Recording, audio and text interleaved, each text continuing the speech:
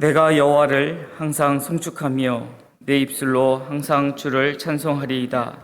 내 영혼이 여호와를 자랑하리니 공고한 자들이 이를 듣고 기뻐하리로다. 나와 함께 여호와를 광대하시다 하며 함께 그 이름을 높이세. 내가 여호와께 간구하매 응답하시고 내 모든 두려움에서 나를 건지셨도다. 그들이 주를 앙망하고 광채를 내었으니 그들의 얼굴은 부끄럽지 아니하리로다. 이 공고한 자가 부르짖음에 여호와께서 들으시고 그의 모든 환난에서 구원하셨도다.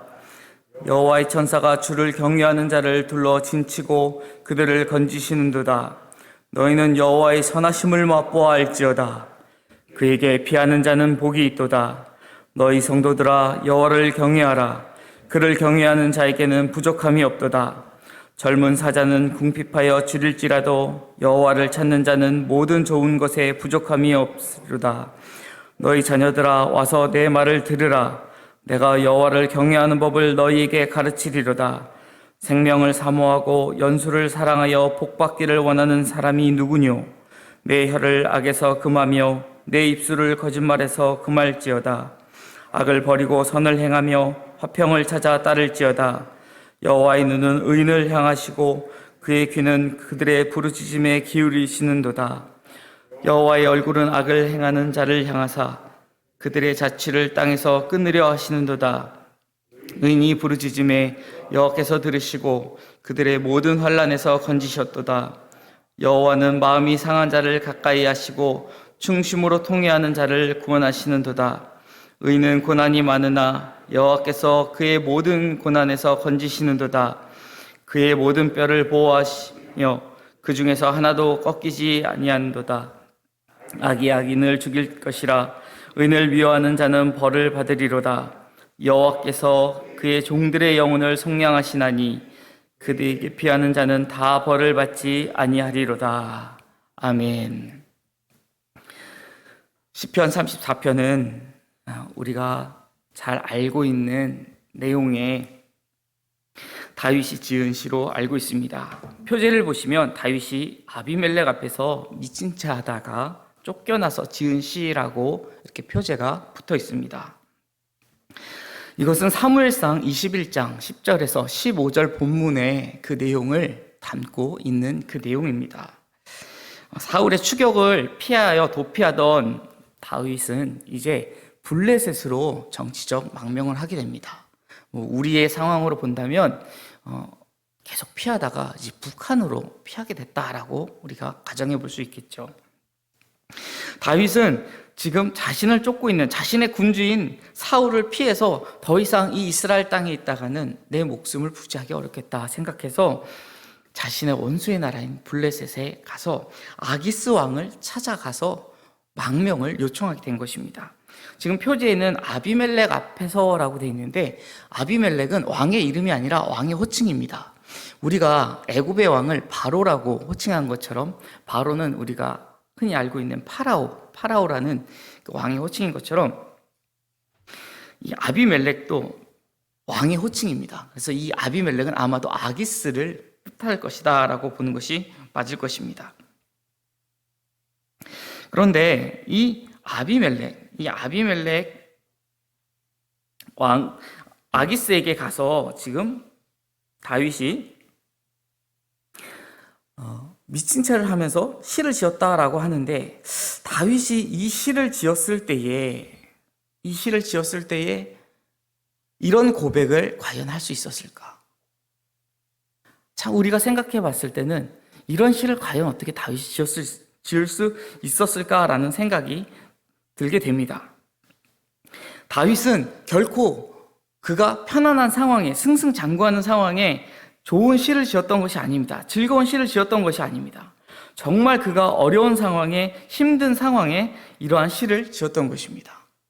절명의 순간이었습니다. 왜냐하면 우리가 잘 알다시피 지금 다윗은 블레셋 입장에서 보면은 원수였습니다. 다윗이 골리앗을 죽였었던 장군이었다라는 것을, 장군도 아니죠, 소년이었다라는 것이 지금 발각되었던 것입니다. 아기스 앞에 와가지고 내가 지금 당신네 나라에 망명하기를 원한다라고 요청을 하였는데 사람들이 저 사람 블레셋을 죽였던 그 사람 아니냐, 그 다윗 아니냐라는 이야기가 지금 이 궁 안에서 수근수근 되고 있었다라는 것이죠. 그런데 지금 다윗은 자기의 목이 날아갈 그 절체절명의 순간에 번뜩하는 아이디어가 떠올랐던 것이죠. 그래서 성문을 긁으며 수염에 침을 흘리며 미친 채를 하면서 그 위기를 모면했던 것입니다. 그리고 그때를 회상하며 지금 이 시를 지었습니다. 근데 어떻게 그가 고백하고 있습니까? 내가 여호와를 항상 송축하며 내 입술로 항상 주를 찬양하리이다 라고 고백하고 있는 것입니다. 어떻게 이렇게 고백할 수 있겠습니까? 어떤 누가 이렇게 어려운 순간에 여호와를 찬양하라 라고 고백할 수 있단 말입니까? 내가 좋은 순간에, 기쁜 순간에 하나님을 찬양한다, 여호와를 찬양한다, 얼마든지 할 수 있겠죠. 하지만 지금 다윗과 같은 그런 상황 가운데에 하나님을 찬양한다? 쉽지 않습니다. 다윗의 입장을 한번 생각해 보십시오. 사무엘이라는 사람이 와가지고 밖에서 양을 치고 있는데 자신을 불렀습니다. 갑자기 오라고 해서 집에 갔더니 굉장히 부담스럽게 생기신 분이 와가지고 머리에 기름을 붓더니 저를 이스라엘의 왕으로 세우겠다는 겁니다. 아직 어린 소년이었는데 내가 왕이 된다라고 지금 이야기를 한다라는 것이죠. 그러더니 대뜸 자신에게 너가 하나님께서 기름 부은 왕이다라고 이야기하고 돌아갔어요. 그런데 정말 자기가 왕이 되는 것이 아니라 그때부터 고난의 길이 열렸다라는 거예요. 왕이 된다라고 기름을 부어놓고 왕을 시켜주지는 않고 그때부터 왕이었던 사울에게 장군이 되고 골리앗도 가서 이겨서 그의 목을 베고 큰 명성을 얻지만 그것 때문에 사울의 시기를 얻어 사울로부터 목숨을 잃을까봐 그에게 목숨을 쫓기며 여기저기 피해 다니는 그런 목숨을 쫓기는 그 입장 가운데 이제 하다못해 원수의 나라에 망명을 해야 되는 그 상황까지 와서 그 앞에서 자신의 정체가 들통이 나서 죽임을 당할지도 모르는 상황까지 온 그런 다윗이 과연 하나님을 송축하라라고 어떻게 고백할 수 있냐라는 것이죠. 그런데 다윗이 어떻게 이런 고백을 할 수 있었겠습니까? 다윗이 번뜩이는 아이디어가 있어서 그가 기지를 발휘해서 내가 정말 좋은 아이디어를 내서 이렇게 아기스 왕 앞에서 미친 채 해서 구사일생으로 위기를 모면했구나라고 생각할 수도 있었지만 물론 그때 당시에 미친 채 했다라는 것은요, 그때 당시의 상황으로 보면은요, 귀신이 들렸다라는, 미친 사람에게는 귀신이 들렸다라는 그런 사회적 통념이 있었다고 합니다. 즉, 이 사람에게 어떤 신이 들어가서 그 사람을 간섭하고 있었다라는 생각이 있었기 때문에 지금 어떤 신이 이 사람을 간섭하고 있는데 내가 그 사람에게 간섭을 하게 되면 이 신이 나에게까지 영향을 미친다.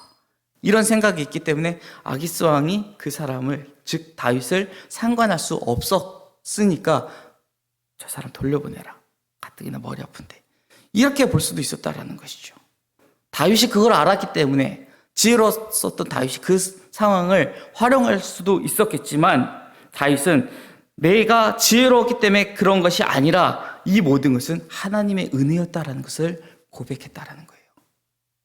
만약에 다윗이 내가 이런 생각을 해내서 그렇게 했다라고, 그래서 내가 미친 채를 했지만 만약에 아기스 왕이 그런 것을 알지 못하거나 그런 것을 믿지 않아서 다윗을 당장 옥에 가두거나 죽였다라고 생각한다면 그 자리에서 다윗은 죽고 말았을 것입니다.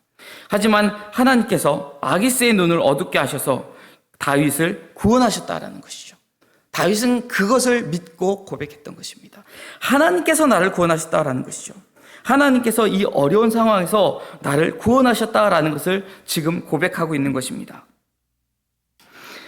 우리가 보면은 지금 이 34편의 시는요, 어떻게 보면은 하나님 앞에 우리가 나를 구원하여 달라고 호소하는, 그런 구원을 호소하는 시이기도 하지만, 시편을 많이 읽고 또 시편을 공부하신 분들은 아실 겁니다.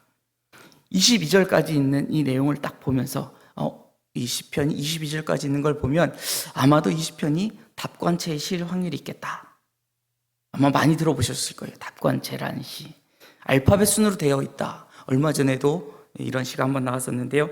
답관체 시. 가나다 순으로 해서 히브리어 알파벳 22개의 시, 그 순서로 기록된 시를 이야기하는데, 이 답관체의 시는요, 대부분 지혜의 시입니다. 그래서 구원을 호소하는 시이기도 하지만 한편으로는 지혜의 시이기도 하다라는 것이죠. 다윗은 그래서 이 시를 지으면서 우리가 구원을 호소하는 시이기도 하지만 이 구원을 호소하는 시를 가지고 지혜의 성격으로 교훈하는 교훈의 시로 이 시를 지었다라는 것입니다. 그러면 다윗은 과연 어떠한 것을 지금 가르치려고 하고 있을까요? 3절의 말씀을 보시면 나와 함께 여호와를 광대하다 하며 함께 그의 이름을 높이세라고 말씀하고 있습니다. 자, 무엇을 이야기할까요? 나와 함께 여호와를 광대하다며 함께 그의 이름을 높이세. 다윗에게는요, 공동체가, 믿음의 공동체가 있었다는 것입니다. 함께 할 사람들이, 함께 기도하고 함께 이 어려움을 헤쳐나갈 사람이 있었다는 거예요. 우리가 때로는 공동체 생활을 힘들어하는 분들이 있습니다. 교회에서 상처받는 분들이 있습니다. 교회라는 것이요, 결코 좋은 분들만 모이지는 않습니다. 우리가 흔히들 그런 이야기 하죠. 목욕탕에 깨끗한 사람들이 갑니까? 더러운 사람들이 깨끗하게 씻으려고 가지요. 그럼 교회는 어떤 사람들이 가겠습니까? 죄 많은 사람들이 회개하기 위하여 가지 않겠습니까? 그러다 보면 교회에서 때로는 상처받을 수 있습니다. 그렇기 때문에 교회에서 서로에게 상처를 주거나 상처를 입는 일이 발생할 수 있다는 거예요. 그것 때문에 상처받아서 나 교회는 안 가, 예수를 믿어도 교회를 가지는 않아 라고 말하는 분들도 있다는 거예요. 하지만 그것이 왜 잘못됐느냐? 우리는 믿음의 공동체가 필요하다는 거예요. 혼자서는 믿음의 생활을 해나갈 수 없다라는 것입니다. 다윗도 그렇다는 거예요. 우리가 흔히 우리는 성령의 불을 받은 사람들이다 라고 이야기를 하죠. 우리가 불을 뗄 때에 큰 불을 떼기 위하여 장작을 모아서 불을 뗍니다. 그러다가 장작에서 바람이 불거나 해서 불이, 그 나무가, 장작나무가 떨어져 나오면 그 불은 얼마 타다가 사그라져 듭니다. 하지만 큰 불을 내기 위해서는요, 그 불이 모여야 합니다. 그래야지 센 불을, 큰 불을 낼 수가 있다는 것이죠. 한 사람이 낼 수 있는 불의 영향은 한정적이다라는 거예요. 우리가 신앙이 더 자라기 위해서는, 더 훈련받아서 더 성장하기 위해서는요, 때로는 시험에 들긴 하겠지만 그 시험도 우리의 연단으로 생각하고 우리가 이 믿음의 공동체 안에서 성장해야 된다는 거예요. 우리가 올림픽 같은 거를 보면은요, 금메달 딴 선수들의 소감을 들을 때, 그 인터뷰를 들을 때 뭐라고 하죠? 훌륭한, 우리 양옆에선 은메달이나 동메달 딴 선수들을 보면서 훌륭한 경쟁자들이 있어서 제가 게을르지 않고 더 열심을 낼 수 있어서 여기까지 올 수 있었습니다. 때로는 믿음의 훌륭한 경쟁자들이 있기 때문에, 때로는 반면교사를 삼을 사람들이 있기 때문에 우리가 또 잘할 수 있었다라는 것이죠. 또한 10절을 보시면 젊은 사자는 궁핍하여 줄일지라도 여호와를 찾는 자는 모든 것에 부족함이 없으리로다라고 다윗은 고백했습니다. 젊은 사자가 무엇입니까? 강한 힘을 갖고 있는 맹수입니다. 사자는 모든 짐승의 왕이라고 우리가 이야기하지 않습니까? 그 중에서도 젊은 사자입니다. 모든 사냥을, 모든 동물을 잡을 수 있을 만큼 강한 힘을 갖고 있는 사자입니다. 내가 원하는 사냥감을 잡을 수 있는 힘을 갖고 있는 그러한 동물입니다. 그런데 그런 젊은 사자가 지금 다윗은 궁핍하여 줄일 수 있다라고 이야기하고 있습니다. 어떻게 이런 일이 가능합니까? 동물의 왕국이라는 프로를 아십니까? 가끔 보면은요, 사자들도 먹을 게 없어가지고 힘이 빠져가지고 축 처져서 앉아있는 거 볼 때가 있습니다. 잡아먹을 동물이 없을 때도 그렇지만 정말 힘이 없어서 그럴 때도 있습니다. 아무리 자기 자신의 힘을 믿고 살아가는 힘이라 할지라도요, 인간에게는 한계가 있기 때문에 이런 상황이 얼마든지 찾아올 수 있다라는 것입니다. 하지만 여호와를 찾는 자는 모든 것에 부족함이 없다라고 다윗은 고백합니다. 그런데 여호와를 찾는 자가 정말 모든 것에 부족함이 없는 상황입니까? 다윗만 보더라도 지금 아기스 왕 앞에서 미친 채 하고 있는데 정말 모든 것에 부족함이 없는 상황이라고 과연 말할 수 있을까요? 그렇지 않을 겁니다. 여호와를 찾는 사람들 가운데에 남들이 봤을 때는 너무나도 부족하고, 예수 믿는다 사람들 예수 믿으면 복 받는다고 하는데, 야, 예수 믿어도 별거 없네라고 하는 상황 얼마든지 있습니다. 하지만 그런 사람들이 왜 나는 부족함이 없다라고 고백을 합니까? 그 사람들 안에 어떠한 믿음이 있기 때문에 그렇습니까? 나는 부족하지만 내가 믿는 내 안에 계신 예수께서 나의 부족함에 완전함이 되어주신다는 그 믿음이 있기 때문에 그렇지 않습니까? 우리가 너무나도 사랑하는 시편 23편 1절에 우리가 뭐라고 고백합니까? 여호와는 나의 목자시니 내게 부족함이 없으리로다. 우리는 우리 여호와 하나님께서 우리의 목자 되심을 합니다. 우리 주님께서 우리의 선한 목자 되심을 우리가 고백을 합니다. 우리가 그렇게 믿고 나갈 때에 우리는 우리 삶 가운데 부족함이 없음을 고백합니다. 우리가 연약할 때에, 우리가 때로는 부족할 때에 우리 연약함에 강함이 되어주시고 우리 부족함에 완전함이 되어주시는 분이 계심을 우리가 알기에, 때로는 우리의 연약함이, 우리의 부족함이 오히려 도리어 우리의 자랑이 됨을 우리는 알기에 우리는 더욱더 여호와를 찾아야 할 것입니다. 11절을 보면, 그래서 다윗은 너희 자녀들아 와서 내 말을 들으라 라고 권면합니다. 믿음은 들음으로부터 난다고 했습니다. 내가 여호와 경외하는 법을 너희에게 가르치겠다라고 이야기합니다. 생명을 사모하며 연수를 사랑하고 복받기 원하는 사람이 누구냐? 와서 들으라는 것입니다.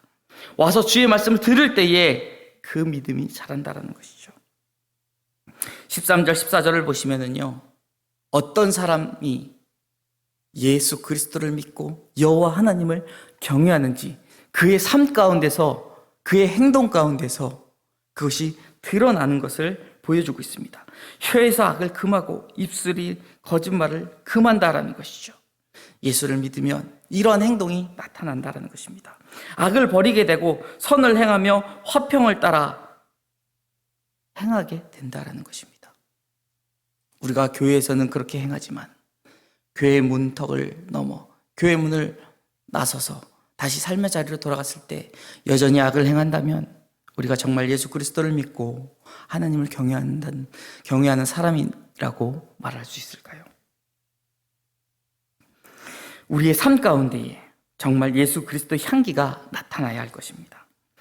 또 15절 16절을 보면 하나님의 얼굴은 악을 행하는 자와 의인에게 다르게 나타난다라는 것을 보여주십니다. 여호와의 눈은 의인을 향하시고 그의 귀는 그의 부르짖음에 귀를 기울이신다라는 것입니다. 의인에게는 선한 얼굴빛으로, 그리고 16절에 여호와의 얼굴은 악을 행하는 자를 향하여 그들의 자취를 땅에서 끊으시는 진노의 얼굴로 나타나신다라는 것을 우리에게 보여주십니다.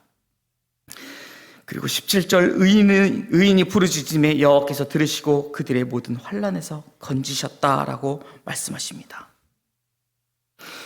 우리가 예수 그리스도를 믿고 살아가면서 늘 평안할 것을 기대한다라는 것은 솔직히 잘못된 것입니다. 다윗도 이야기합니다. 의인이 부르짖음에 여호와께서 들으시고 그들의 모든 환난에서 건지셨다. 의인이 환난을 당합니다. 성경에 기록된 진리라 이것을 바꿀 방법은 없습니다. 하지만 염려할 필요 없습니다. 왜냐하면 우리가 하나님한테 부르짖을 때에 하나님이 우리를 모든 환난에서 건지시겠다고 역시 기록하셨기 때문에 그렇습니다. 여호와는 마음이 상한 자, 충심으로 통회하는 자를 구원하십니다. 때로는 우리가 상심하여 죄를 짓고 넘어지고 실족할지라도 우리가 통회하고 자복하는 마음으로 주님 앞으로 돌아온다면 하나님은 언제든지 우리를 구원해 주시겠다고 약속하십니다. 의인에게 고난이 많다고 다시 한번 말씀하십니다. 하지만 다시 한번 여호와께서는 그의 모든 고난에서 그를 건지겠다라고 약속하여 주십니다. 20절 이하에 보면은 의인을 어떻게 보호하시겠는지 하나님께서는 약속해 주십니다. 모든 뼈를 보호하시고 하나도 꺾이지 않게 하시겠다. 우리에게 약속해 주십니다. 하지만 악이 악인을 죽일 것이라고, 인과응보에 대해서 하나님이 직접 심판하시겠노라.